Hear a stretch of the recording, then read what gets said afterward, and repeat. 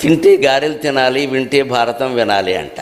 రామాయణానికి లేదు, ఇది భాగవతానికి లేదు, ఏ విషయానికి లేదు, భగవద్గీతకి లేదు, హనుమాన్ చాలీసాకి లేదు, దేనికి లేదు. ఒక్క భారతానికి మాత్రమే ఉంది ఇది. ఎందుకు గారెలతోటి భారతాన్ని పోల్చారు?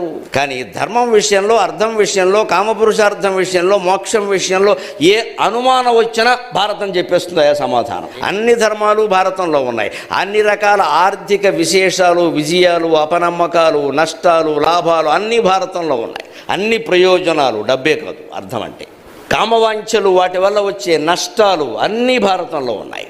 అదే కామాన్ని పురుషార్థంగా భావించి గృహస్థాశ్రమంలో భార్యతో మాత్రమే, భర్తతో మాత్రమే కొనసాగిస్తే వాడు ఎంత వైభవం పొందుతాడో కూడా భారతంలో ఉంది. ధర్మేచ అర్థేచ కామేచ, చివరికి మానవ జీవితానికి అంతిమ పురుషార్థమైన మోక్షాన్ని గురించి కూడా భారతంలోనే ఉంది. ఇందులో ఏది ఉందో అదే లోకంలో ఉంది, లోకంలో లేనిది ఇందులో కూడా లేదు.